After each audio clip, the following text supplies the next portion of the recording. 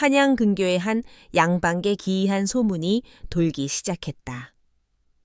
그 댁 며느리의 방에서 밤마다 등불이 꺼지지 않는다는 것이었다. 깊은 밤, 모두가 잠든 시각에 대체 무얼 한다는 것일까? 누구도 알지 못하는 그 며느리의 비밀. 허나 더욱 기이한 일은 그 즈음부터 33이 되도록 과거에 6번이나 낙방하던 그 집 외아들 민지환 선비의 글이 하루가 다르게 달라지기 시작했다는 사실이었다. 지환, 자네 글이 언제 이리도 일취월장했는가? 대체 이 집에 무슨 일이 벌어지고 있는 것일까? 칠흑 같은 밤의 비밀이 드러나는 순간 이 집안의 모든 운명이 뒤바뀌게 된다. 옛날 옛적 조선시대 한양 근교의 대대로 문장가를 배출해온 명망 높은 민씨 가문이 있었다. 할아버지는 진사여, 증조 할아버지는 생원이었으며 그 윗대 조상들 모두 과거에 이름을 올린 학자 집안이었다. 가문의 자부심은 하늘을 찔렀다. 우리 민씨 가문은 붓 하나로 3대를 먹여 살렸네. 글을 모르는 자는 우리 집 대문 안으로 발도 들여놓지 못할 것이야. 집안 어른들은 입만 열면 가문의 명예를 떠벌렸고 동네 사람들은 민씨 가문 앞을 지날 때면 절로 고개를 숙였다. 체면과 문벌을 목숨처럼 여기는 집안이었다. 하나, 이 자랑스러운 가문에 근래 들어 크나큰 골칫거리가 생겼으니 바로 외아들 민지환이 30을 훌쩍 넘도록 과거에 급제하지 못하고 있는 것이었다. 올해로 33, 과거 시험을 본 지도 벌써 6번째였다. 처음 장원 급제를 꿈꿀 때만 해도 집안 어른들은 기대에 부풀어 있었다. 우리 지환이가 급제하면 삼정승 자리도 꿈이 아니지. 당연하지, 네 핏줄인데. 그러나 첫 번째 낙방, 두 번째, 그리고 세 번째 낙방이 거듭되자 집안의 기대는 실망으로, 실망은 이내 체념으로 바뀌어갔다. 더욱 난처한 것은 혼사 문제였다. 처음에는 내로라 하는 명문가 교수들과의 혼담이 줄을 이었으나 지환이 과거에 낙방할 때마다 혼담은 하나씩 깨져나갔다. 아무래도 저희 딸아이가 아직 철이 없어서 거절의 이유는 그럴듯했지만 속내는 뻔했다. 30이 넘도록 관직에 오르지 못한 선비에게 귀한 딸을 시집 보낼 가문은 없었다. 홀어머니인 민지환의 모친은 깊은 한숨만 내쉬었다. 이제는 조건을 낮춰야겠구나. 그리하여 중매쟁이에게 내건 조건은 단 하나였다. 가문도 보지 않겠고 나이도 상관없네. 다만 흠만 없고 시키는 말 잘 듣는 순한 며느리면 족하네. 그렇게 해서 들어온 혼담의 상대는 혜린이라는 처자였다. 나이는 28, 지환보다 5살 아래였지만 여인으로서는 이미 노처녀 소리를 듣는 나이였다. 용모는 수수했다. 뛰어나게 아름답지도 그렇다고 못생기지도 않은 그저 평범한 인상이었다. 키는 아담했고 말수 또한 적었다. 집안은 상민이옵니다. 재산 또한 변변치 않사옵니다. 중매쟁이의 말에 지환의 어머니는 코웃음을 쳤다. 그럼 내세울 게 무엇이 있소? 바느질 솜씨가 뛰어나고 성품이 온순하기로 정평이 나 있사옵니다. 그 말에 어머니는 마지못해 고개를 끄덕였다. 뭐 그 정도면 되었네. 어차피 큰 기대는 하지 않았으니. 혼례를 치르던 날 지환의 어머니는 며느리 혜린을 위아래로 훑어보았다. 재주가 없으니 탈도 없겠지. 그녀의 판단은 명확했다. 계집이 너무 똑똑하면 되려 집안이 시끄러워지고 용모가 빼어나면 화근이 되기 십상이었다. 저 정도면 딱 알맞아. 해리는 고개를 깊이 숙인 채 미동도 하지 않았다. 시어머니의 날카로운 시선이 온몸에 박히는 듯 따가웠지만 내색하지 않았다. 글은 아느냐? 아니옵니다. 셈은 할 줄 알고 잘 모르옵니다. 해린의 대답에 시어머니는 만족스러운 표정을 지었다. 그래, 그러면 되었다. 앞으로 부엌일이나 잘 거들고 바느질이나 열심히 하거라. 우리 집안은 글로 먹고 사는 집안이니 네가 끼어들 일은 없을 것이다. 예, 어머님.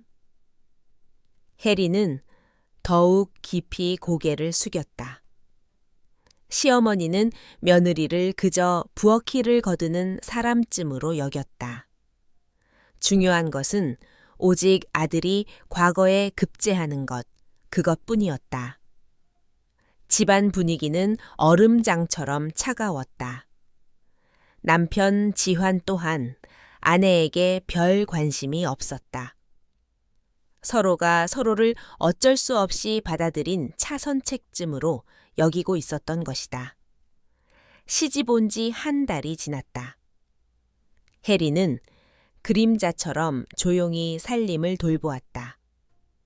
새벽같이 일어나 부엌을 정돈하고 시어머니의 수발을 들었으며 바느질 솜씨 또한 흠잡을 데 없이 깔끔했다. 저 아이 일솜씨는 괜찮구먼. 하녀들조차 말수가 적고 순종적인 해린을 나쁘게 보지 않았다. 지환 역시 아내에게 거의 말을 걸지 않았다. 낮에는 서재에 틀어박혀 글 공부에만 매달렸고 밤에는 지쳐 잠들기 바빴다. 집안 누구도 해린을 의심하지 않았다. 그저 평범하고 순한 며느리 그뿐이었다. 하지만 해린에게는 아무도 모르는 비밀이 있었다. 그녀는 어릴 적 몰락한 양반 가문 출신이었던 친정 어머니에게서 몰래 글을 배웠다. 해린아, 여자라도 글을 알면 세상을 달리 볼 수 있단다. 어머니는 밤마다 아버지와 이웃의 눈을 피해 딸에게 천자문을 가르쳤다. 해리는 글의 세계에 흠뻑 빠져들었다. 사서삼경을 읽으며 세상의 이치를 깨달았고 시를 읽으며 마음을 달랬다. 그러다 보니 자연스레 혼기를 놓쳤다. 16, 17에 들어온 혼담들을 모두 거절했다. 여자는 그저 순종하고 자식만 잘 낳으면 된다는 식의 말을 하는 남자들이 싫어졌다. 나는 현명한 낭군을 만나고 싶어. 함께 시를 논하고 세상사를 이야기할 수 있는 그런 사람. 그것이 해린의 유일한 바람이었다. 하지만 세월은 흘러 25을 넘겼고 부모님마저 세상을 떠나자 바느질로 근근히 생계를 이어가던 그녀는 결국 조건을 낮춘 혼담에 응할 수밖에 없었던 것이다. 그렇게 만난 남편 지환은 그녀가 꿈꾸던 현명한 선비와는 거리가 멀었다. 시집 온 지 2달쯤 지났을 무렵 해린이 마루를 쓸다가 우연히 남편의 서재에 문이 열린 것을 보았다. 책상 위에는 답안지가 펼쳐져 있었다. 해리는 슬쩍 고개를 들어 그 글을 훑어보았다. 그리고 속으로 깊은 한숨을 내쉬었다. 글씨는 반듯하나 논리가 약하구나. 문장 자체는 나쁘지 않았지만 주장이 흐릿했다. 이것도 저것도 아닌 애매한 글. 저래서야 어찌 과거에 급제하시겠는가. 해리는 가슴이 답답했다. 조금만 손보면 훨씬 나아질 터인데. 며칠 뒤 서재에서 지환이 한숨을 푹 내쉬는 소리가 들렸다. 아, 또 막히는구나. 그는 종이를 마구 구겨버리고는 머리를 감싸 쥐었다. 이래서야 이번에도 또 낙방하는 게 아닌가.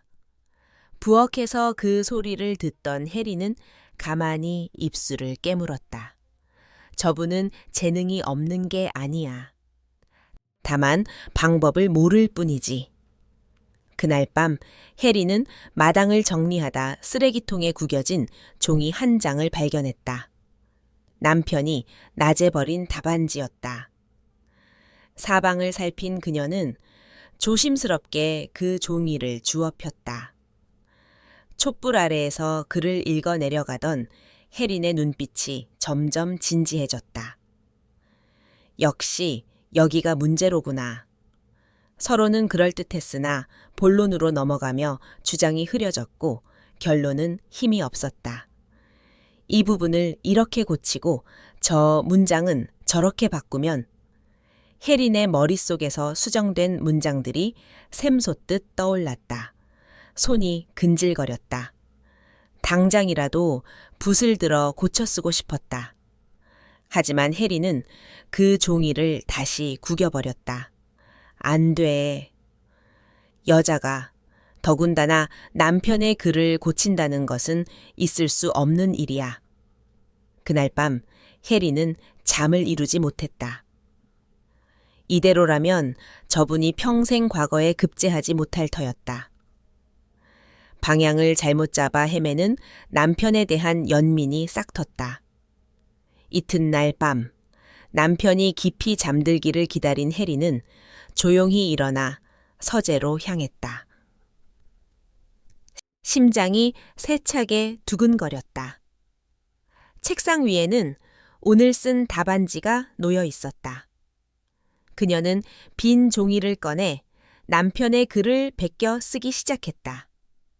그대로 옮겨 쓰되 문제가 되는 부분만 살짝 고쳤다.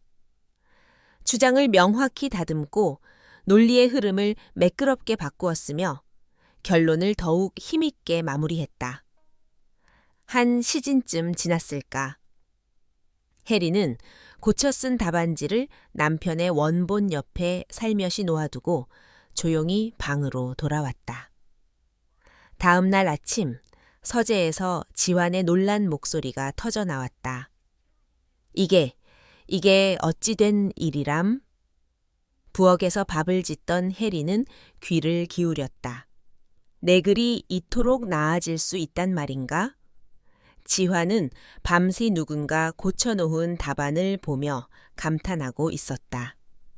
필체는 자신의 것과 흡사했지만 내용은 비교할 수 없이 정갈하고 힘이 넘쳤다. 누가 이런 일을... 지환은 고개를 갸웃거렸지만 이내 그 글을 펼쳐놓고 정독하기 시작했다. 어디가 어떻게 달라졌는지 한 글자 한 글자 비교하며 연구했다. 아, 이 부분을 이렇게 쓰는 것이구나. 논리를 이리 전개하면 훨씬 설득력이 생기는구나. 그날 이후 혜린의 밤은 바빠졌다. 처음에는 일주일에 한두 번이던 일이 점점 잦아져 거의 매일 밤 남편의 답안을 고쳐주었다. 그녀는 남편이 스스로 깨달을 수 있을 정도로만 조금씩 손을 보았다. 그리고 지환은 놀랍도록 빠르게 배워나갔다. 대체 누가 나를 이끌어주는 것인가? 지환은 문득 아내를 떠올렸지만 이내 고개를 저었다. 아내는 글을 모른다고 하지 않았던가. 더군다나 여인이 이토록 뛰어난 문장을 쓴다는 것은 상상조차 할 수 없는 일이었다. 누구든 고맙기만 하구나. 그는 더 이상 추궁하지 않고 오직 글 공부에만 매진했다. 한편 혜린의 방에서는 밤이 깊어도 등불이 꺼지지 않았고 종이 넘기는 소리와 붓 쓰는 소리가 희미하게 새어 나왔다. 이상하다. 마님 방에서 밤마다 무슨 소리가 들리는데. 하녀들 사이에 수군거림이 일었지만 혜린이 언제나 문을 굳게 닫고 있었기에 누구도 진실을 알지 못했다. 시어머니는 나이가 들며 잠이 줄어 밤중에 자주 깨곤 했다. 어느 날 밤 물을 마시러 나왔던 그녀는 마당 건너편 며느리의 방에서 희미한 불빛이 새어 나오는 것을 보았다. 저 시각의 등불이라니? 시어머니는 눈을 가늘게 떴다. 며칠 동안 지켜본 결과 며느리의 방에서는 밤마다 불빛이 새어 나왔다. 대체 저 아이가 밤마다 뭘 하는 거람? 여자가 밤에 홀로 등불을 켜고 있다는 것 자체가 예사롭지 않게 느껴졌다. 그러던 어느 날 시어머니는 또 다른 이상한 점을 발견했다. 아들의 글이 부쩍 늘었다는 것이었다. 어머니, 이 답안 좀 보십시오. 지환이 화난 얼굴로 서재에서 뛰쳐나왔다. 종이를 받아든 시어머니는 깜짝 놀랐다. 글씨는 아들의 것이 분명한데 문장의 기세가 예전과 사뭇 달랐다. 네가 쓴 것이 맞느냐? 누구에게 배웠느냐? 그게 모르겠습니다. 누군가 밤마다 제 글을 고쳐주는데 누구인지 도통 알 수가 없습니다. 시어머니는 아연실색했다. 귀신이 곡할 노릇이로구나. 며칠 뒤 지환의 글벗들이 찾아왔을 때 그들의 대화를 엿들은 시어머니의 의심은 더욱 깊어졌다. 지환, 자네 글이 언제 이렇게 늘었나? 이 정도면 이번 과거는 틀림없겠네. 문 밖에서 대화를 듣던 시어머니의 머릿속이 복잡하게 얽혔다. 아들의 글을 고쳐주는 사람, 밤마다 불을 켜는 며느리, 두 가지 일이 같은 시기에 일어나고 있었다. 설마 그럴 리가. 시어머니는 고개를 저었다. 며느리는 글을 모른다고 했다.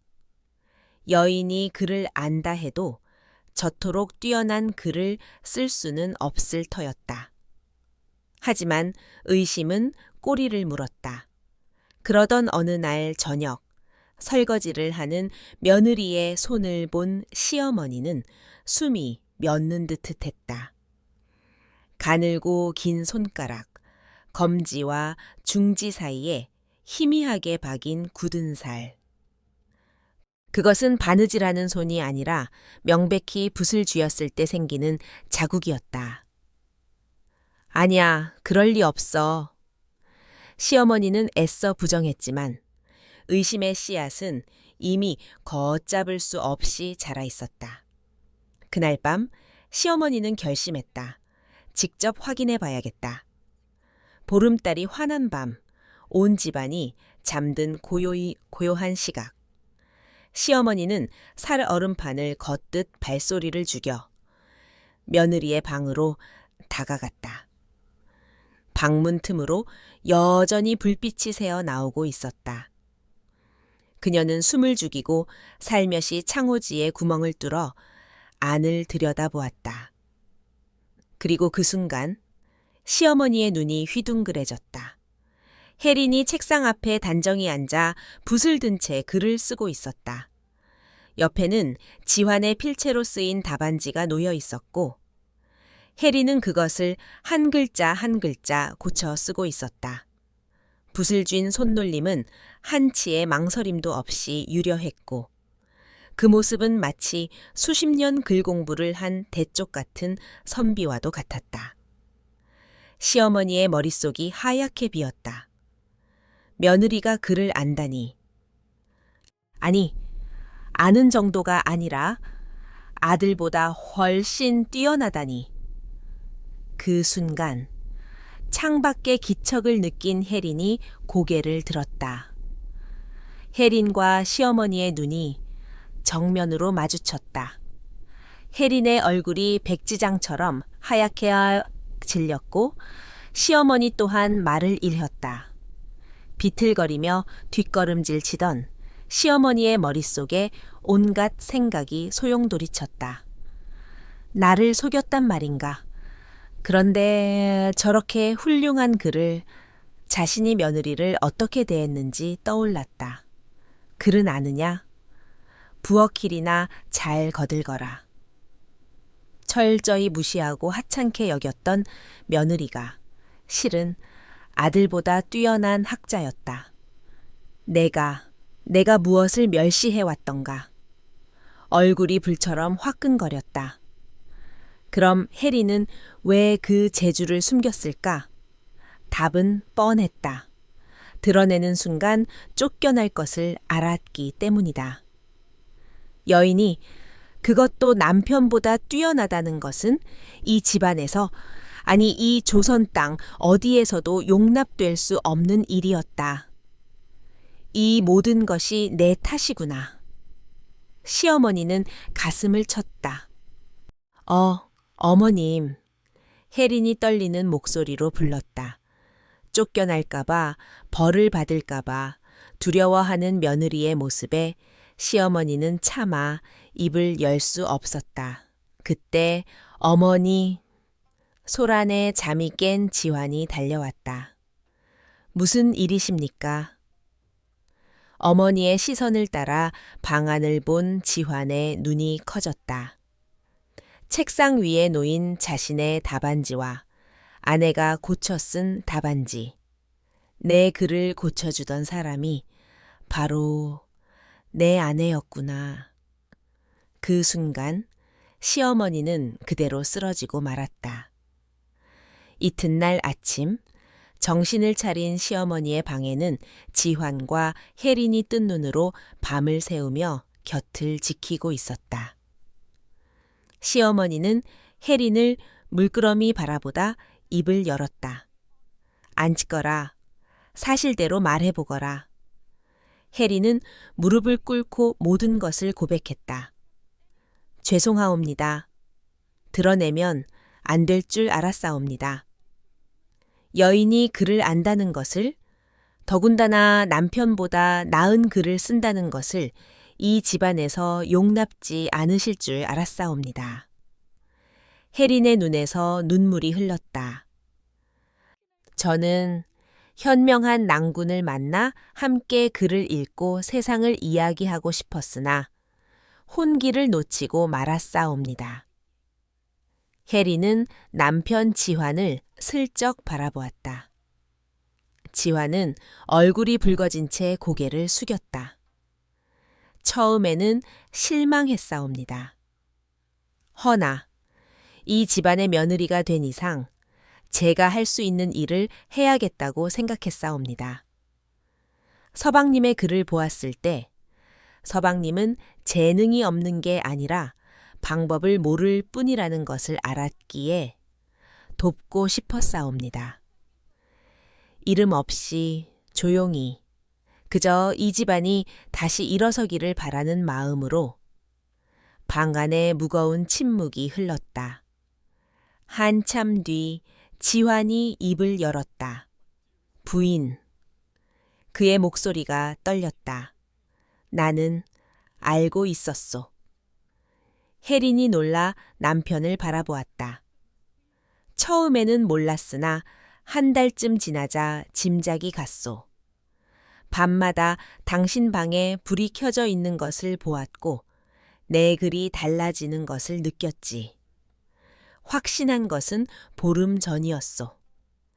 당신이 고쳐준 글에서 당신의 숨결이 느껴졌기 때문이오. 지환은 혜린의 손을 꽉 쥐었다. 나는 당신에게 너무나 미안하오. 그리고 고맙소.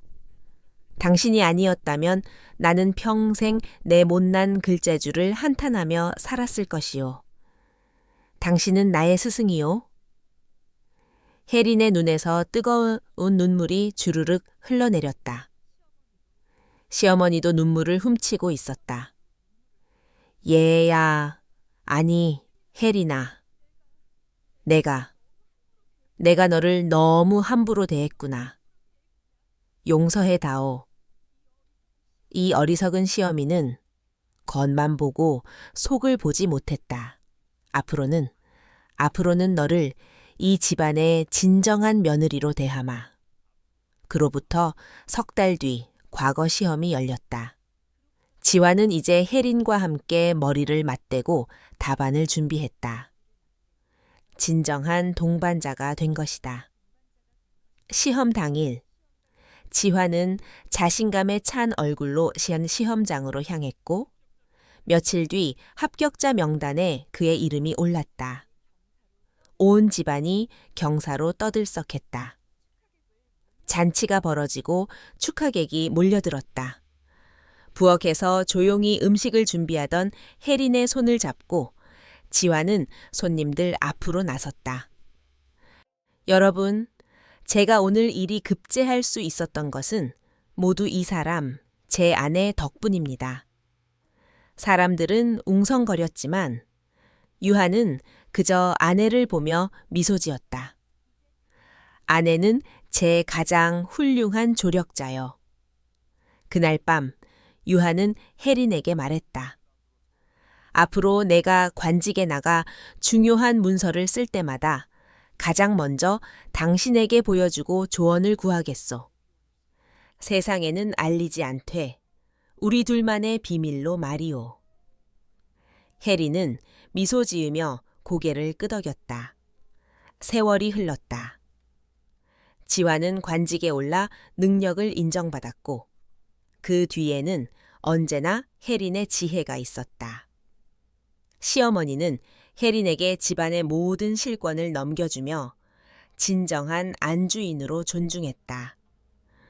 그리고 곧 혜린이 아이를 가졌다는 기쁜 소식이 들려왔다. 나는 결국 현명한 남편을 만났어. 남편을 현명하게 만든 것은 나 자신이었지만 혜린은 창밖의 달을 보며 미소 지었다. 그녀에게는 새로운 꿈이 생겼다. 아들이든 딸이든 상관없이 글을 가르치고 다른 여인들을 위한 글을 쓰는 것. 복선은 아들 현과 딸 혜를 낳아 차별 없이 글을 가르쳤다. 아들 현은 16의 나이에 과거에 급제하여 세상을 놀라게 했다. 한편 혜린은 부녀자들을 위한 한글 교훈서인 경혜록을 집필했다. 책은 남편 지환의 이름으로 세상에 나왔지만 수많은 여인들에게 깊은 위로와 지혜를 주었다. 사람들은 지환 대감을 칭송했지만 그는 그저 웃으며 말했다. 제가 쓴 것이 아닙니다. 제 아내가 쓴 것이지요. 사람들은 그 말을 농담으로 여겼다. 세월이 흘러 백발이 성성해진 어느 날 지환이 혜린에게 물었다. 부인, 후회는 없소? 당신의 이름이 세상에 알려지지 않은 것 말이오. 혜린은 고개를 저었다. 아니에요. 저는 행복합니다. 제가 원하던 현명한 남편을 만났고 아이들을 가르쳤으며 많은 여인들에게 위로를 주는 글도 썼으니까요. 제 이름이 남지 않아도 괜찮습니다. 제가 남긴 것들이 이 땅에 깊이 뿌리 내렸으니까요. 두 사람은 석양을 바라보며 조용히 미소 지었다. 혜린이 세상을 떠난 뒤에도 그녀가 남긴 것들은 사라지지 않았다. 아들은 훌륭한 학자가 되었고 딸은 현명한 어머니가 되어 또 자신의 딸들에게 글을 가르쳤다. 경혜록은 여러 세대에 걸쳐 읽히며 여인들에게 힘이 되어 주었다. 옛말에 이르기를 드러나지 않는 재주를 업신여기는 것은 집안의 기둥을 스스로 꺾는 법이라 하였다. 진정한 지혜란 이름을 남기는 것이 아니라 그 영향을 남기는 것. 혜린처럼 조용히, 그러나 세상 깊숙이 뿌리 내리는 것인지도 모른다. 혹시 우리 곁에도 아직 발견되지 않은 채 숨어 있는 귀한 재주가 있지는 않을까. 그들을 알아보고 존중하는 것, 그것이야말로 한 가문을, 나아가 세상을 일으키는 길이 될 것이다.